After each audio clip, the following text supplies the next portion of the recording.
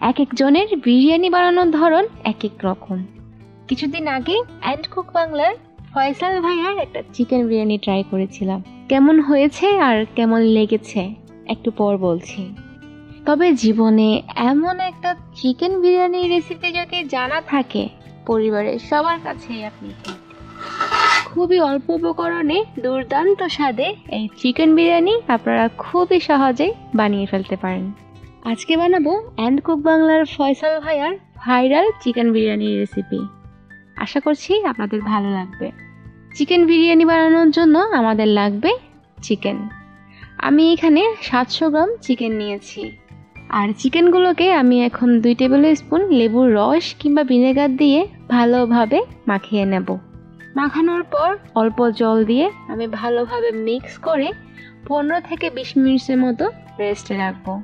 ফয়সাল ভাইয়ার এই টিপসটা আমার দারুণ লেগেছে।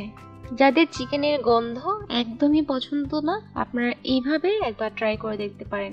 আচ্ছা চলুন এবার আমরা মশলা পেস্টটা বানিয়ে নিই। সবার প্রথমেই আমি বাটা মশলাগুলো দিয়ে দিচ্ছি। 2.5 টেবিল স্পুনের মতো আমি আদা রসুন বাটা দিয়েছি। আমি একসাথে আদা আর রসুন ইকুয়াল পরিমাণে ব্লেন্ড করে নিয়েছিলাম। আচ্ছা, আর দিয়েছি 1/2 টিস্পুন জিরে গুঁড়ো, 1/2 টিস্পুন ধনে গুঁড়ো, 1 টেবিল স্পুন থেকেও কিছুটা কম মরিচ গুঁড়ো। মরিচের পরিমাণটা যদি বেশি দেন তাহলে বিরিয়ানির কালার কিন্তু লাল হয়ে যাবে। এই বিরিয়ানির ঝাল কিন্তু কাঁচা মরিচ দিয়েই আনতে হবে। লবণ দিয়েছি পরিমাণ মতো, 1 টেবিল স্পুন থেকেও কম। আর টক দই নিয়েছি আমি এখানে 1/4 কাপ। আচ্ছা, আর 2 টেবিল স্পুনের মতো সয়াবিন তেল দিয়ে আমি মশলাগুলোকে ভালোভাবে মিক্স করে নেব। দেখুন আমাদের মশলা ভালো মিক্স হয়ে গেছে। এখন সব মশলা আমি চিকেনে দিয়ে ভালোভাবে মাখিয়ে নেব। আমি চিকেনের জলটা ভালোভাবে ঝরিয়ে নিয়েছিলাম। তারপরও দেখুন পরে গিয়ে দেখি আরও কিছুটা জল চিকেনের নিচে জমেছিল। আপনারা একটু খেয়াল করে চিকেনের জলটা ভালোভাবে ঝরিয়ে নেবেন। আমরা সবাই জানি চিকেন মেরিনেশনে রাখলে খেতে সফট হয় আর টেস্টও অনেক ভালো আসে। আমি চিকেনগুলোকে এখন 30 মিনিটের মতো মেরিনেশনে রাখবো। যদি আপনাদের কাছে সময় থাকে তাহলে মিনিমাম 2 ঘন্টার মতো আপনি মেরিনেশনে রাখতে পারেন। আর আমি প্রথমেই বেরেস্তাটা বানিয়ে নিচ্ছি। বেরেস্তা আমরা সবাই খুব ভালো বানাতে পারি, তাই আর দেখালাম না। এখন এই বেরেস্তার তেলের মধ্যে আমি বিরিয়ানিটা বানাবো, তাহলে বিরিয়ানির ফ্লেভারটা অনেকটাই বেশি স্ট্রং হবে। আচ্ছা, আমি বিরিয়ানিতে আলুটা দিচ্ছি না, আপনারা চাইলে কিন্তু দিতে পারেন। আর আমি এখানে 1 কাপ পেঁয়াজ নিয়েছি। পেঁয়াজগুলো 1 মিনিট ভাজার পর আমি গোটা গরম মশলাগুলো দিয়ে দিচ্ছি। দিয়েছি 9-10টা লবঙ্গ, 2 টুকরো দারচিনি, 2টো তেজপাতা ছিঁড়ে দিয়েছি, আর দিয়েছি 7-8টা এলাচ। এবার পেঁয়াজগুলোকে আমি আরো 2-3 মিনিটের মতো ভেজে নেব। এবার চিকেনগুলোকে দিয়ে আমি ভালোভাবে কষিয়ে নেব।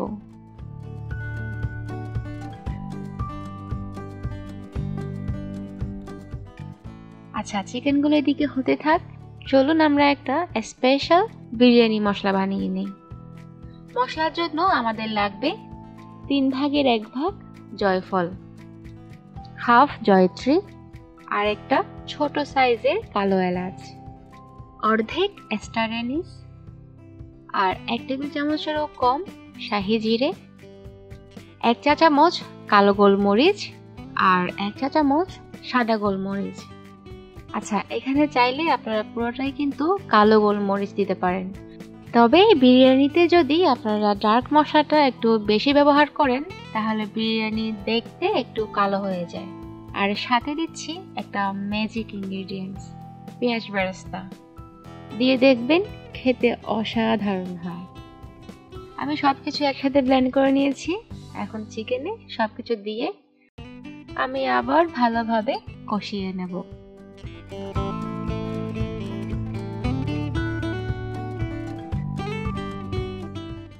দেখুন আমাদের মশলা ভালো কষানো হয়ে গেছে আর তেলটাও উপরে উঠে গেছে। দিয়ে দিচ্ছি কিছু আলু বোখারা। এই আলু বোখারাগুলো ড্রাই ছিল বলে আমি এই মুহূর্তে দিয়ে দিয়েছি। আর পরিমাণ মতো জল দিয়ে আমি এখন চিকেনগুলোকে ভালোভাবে কুক করে নেব। তবে অবশ্যই চিকেন একবার নেড়ে দেবেন, তাহলে আর হাঁড়িতে লেগে যাবে না।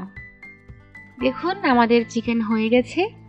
এখন আমি এই চিকেনগুলোকে এক এক করে তুলে রাখছি। আচ্ছা, এখানে একটা টিপস দিয়ে দিচ্ছি। যদি কোনো সময় আপনাদের জলটা বেশি পড়ে যায়, তাহলে কি করবেন, চিকেনটা তোলার পর জলটাকে ভালোভাবে শুকিয়ে নেবেন। মানে চুলার চালটা বড় করে দিয়ে ঝোলটা শুকিয়ে নেবেন। জল থাকা অবস্থায় যদি আপনারা চালটা ভেজে নেন, তাহলে কিন্তু চাল ভালো ভাজা হবে না। দেখুন আমি আরেকটু জল শুকিয়ে নিয়েছি। এবার আমি আগে থাকতে ধুয়ে জল ঝরিয়ে নেওয়া চালটা এখানে দিয়ে দিলাম। আর আমি এখানে 700 গ্রাম চাল নিয়েছি, মানে 700 গ্রাম চিকেন আর 700 গ্রাম চাল। চালগুলোকে আমি এখন মিডিয়াম হিটে 3 থেকে 4 মিনিট ভেজে নেব। আর চালটা ভাজার পর একটা হালকা বাদামি কালার চলে আসবে।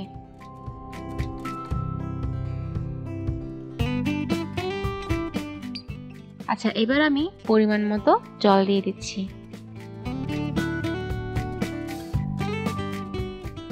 আমরা সবাই জানি চালের দ্বিগুণ পরিমাণ জল দিতে হয়, তবে আমি একটা ট্রিক্স সবসময় ফলো করি।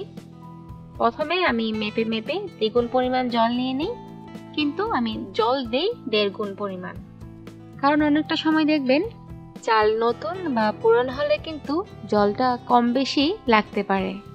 এরপর লাগলে আবার অল্প পরিমাণে জল দিয়ে ভালোভাবে চালগুলো ফুটিয়ে নেই। তবে মাঝে একবার অবশ্যই নেড়ে দেবেন, তাহলে সব চাল সব দিকে সমানভাবে সেদ্ধ হবে। জল যদি পরিমাণে কম হয় তাহলে কিন্তু পরে আবার দেয়া যায়, কিন্তু জল যদি বেশি হয়ে যায় তাহলে কিন্তু সব চাল ভর্তা ভর্তা হয়ে যায়। জলটা দেওয়ার পরে আমি পরিমাণ মতো লবণটা দিয়ে দিয়েছিলাম। চালগুলো 80 থেকে 85% পর্যন্ত সেদ্ধ হয়ে এলে দিয়ে দেব আগে থাকতে করে রাখা চিকেনগুলো। যদি আপনারা ঝাল খেতে ভালোবাসেন তাহলে কাঁচামরিচের পরিমাণটা এখানে বাড়িয়ে দিতে পারেন। আর দেব কিছু পেঁয়াজ বেরেস্তা, অল্প কাজু বাদাম, 1.5 টেবিল স্পুনের মতো গুঁড়ো দুধ আর 1 টেবিল স্পুনের মতো চিনি। বিরিয়ানি টেস্টটা আর একটু এনহ্যান্স করার জন্য দিয়ে দিচ্ছি 1 চা চামচ কেওড়া জল। কেওড়া জলটা অবশ্যই দেওয়ার চেষ্টা করবেন, তাহলে অথেন্টিক যে বিরিয়ানির ফ্লেভারটা আছে সেটা পাওয়া যাবে। এবার আমি সবকিছু ভালোভাবে মিক্স করে দিচ্ছি। আচ্ছা, এখন একটা মজার কথা বলি। কিছুদিন আগে আমি কেক বানানোর জন্য কিছু ফুড কালার নিয়েছিলাম। কেকে তো একদমই কালার হয়নি, তবে বিরিয়ানিতে কি কালার হয়েছে একটু পর দেখাচ্ছি। আচ্ছা, ঘরে আমি আজকে ঘিও বানিয়েছি, ওখান থেকে 2 টেবিল স্পুনের মতো ঘি আমি বিরিয়ানিতে দিয়ে দিলাম। আচ্ছা, আমি দমে রাখবো আরও 10 থেকে 20 মিনিটের মতো। আর চুলার জালটা একদমই অল্প থাকবে। আর আপনাদের হাঁড়ি যদি পাতলা হয়ে থাকে তাহলে নিচে কিছু একটা তাওয়া টাইপ দিয়ে দিতে পারেন, তাহলে চাল আর নিচে লেগে যাবে না। দেখুন আমাদের বিরিয়ানি খাওয়ার জন্য একদম রেডি। চালগুলো দেখুন একদম ঝরঝরা হয়েছে। আর বলেছিলাম না রিভিউটা সবার শেষে দেব? হ্যাঁ, খেতে হয়েছে অসাধারণ। আপনারা অবশ্যই বাড়িতে বানাবেন, আর আমাকে আর ফয়সাল ভাইয়াকে দুজনকেই কমেন্টসে জানাবেন কেমন হলো। যারা নতুন রাঁধুনি আছেন অথবা ব্যাচেলর আছেন, আপনারাও চাইলে কিন্তু ট্রাই করতে পারেন। আর ফয়সাল ভাইয়ের রেসিপিটাও আমি ডেসক্রিপশন বক্সে দিয়ে দিচ্ছি, আপনারা কিন্তু দেখে আসতে পারেন। আর এই ফার্স্ট আমি কোনো চ্যানেলের রেসিপি আমার চ্যানেলে রিক্রিয়েট করেছি। যদি আপনাদের ভালো লাগে তাহলে অবশ্যই কমেন্টসে জানাবেন, আর যদি ভালো নাও লাগে তাও জানাবেন। চেষ্টা করব আপনাদের কথা রাখার। Thank you.